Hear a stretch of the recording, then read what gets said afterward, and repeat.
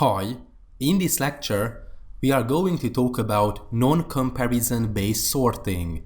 So far we have been discussing about several sorting algorithms: bubble sort, insertion sort, selection sort, quick sort, merge sort, and we have come to the conclusion that all of these algorithms rely heavily on comparisons.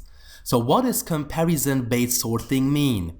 It means that in the algorithm, we make some checks that whether the given array at a given index is greater or smaller than the other value in the same array, and if so, then we make some swap operations. So basically we compare two values in the same array. This is why it is the comparison-based sorting algorithms. So we keep comparing items, whether they are strings, characters, or doubles, and keep making decisions according to these comparisons.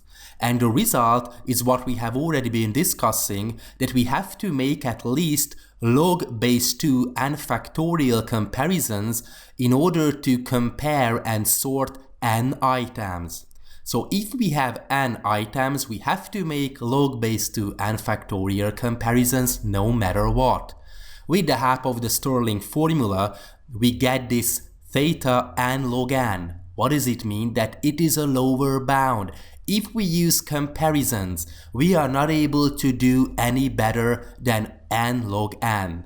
Okay, we are not able to reach ordo n, for example, or ordo 1 constant time complexity. This is how it works because of the comparisons.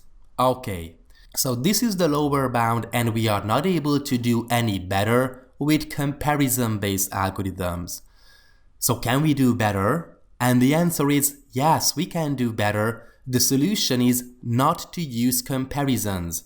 Maybe we are able to construct sorting algorithms where we do not rely on comparing items. There are simpler algorithms that can sort a list using partial information about the keys, for example, radix sort and bucket sort.